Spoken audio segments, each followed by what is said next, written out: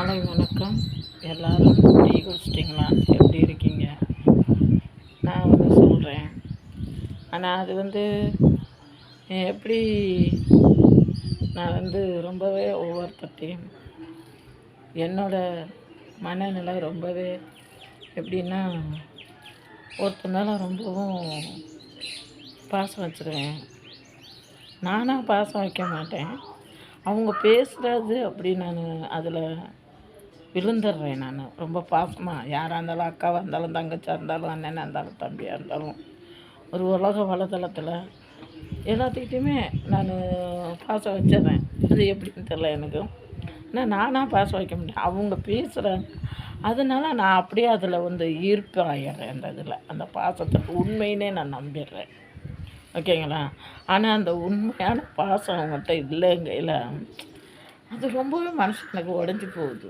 அதை என்னால் ஒரு சில டைம் என்னை தாங்கிக்க கூட முடியாது, நெஞ்சு கூட அடைக்கிறது மாதிரி இருக்கும். நல்லா ஒரு விதமாக பேசிவிட்டு கடைசியில் அப்படியே மாற்றி பேசையில் என்னால் மனசை தாங்க முடியல. எனக்கு அழுக.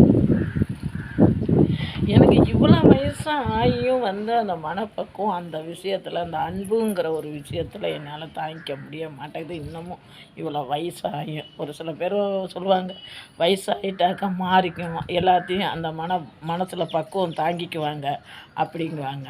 ஆனால் இன்னமும் நான் இன்னும் குழந்த மாதிரி அந்த பாசம் வச்சுட்டா, அந்த பிள்ளைங்க வெறுத்தாப்புல பேசிருச்சுன்னா என்னால் அதை மட்டும் பொறுத்துக்க முடியல மக்களே. என்னை அதை மட்டும் தாங்கிக்க முடியல. எனக்கு அழுக தான் வரும். சில பேர் அப்படி இருக்கிறாங்க, பேசுகிறாங்க அப்படியே கல்லாக மனசை வச்சுக்கிட்டு அவங்க திரும்ப நம்மள்ட்ட அவங்க மூஞ்சில் அடித்தது மாதிரி பேசையில் அது ரொம்பவே என் மனசு கஷ்டமாக இருக்குது. மக்களே, அது மாதிரி யாருக்கிட்டையும் அப்படி நடந்துக்காதீங்க. உங்களுக்கு ப்ளீஸ் கும்பிடுறேன். யார்கிட்டையும் எப்பொழுதுமே ஒரு நிரந்தரமாக வச்சுக்கோங்க. நிரந்தரமாக இருங்க. பாய்.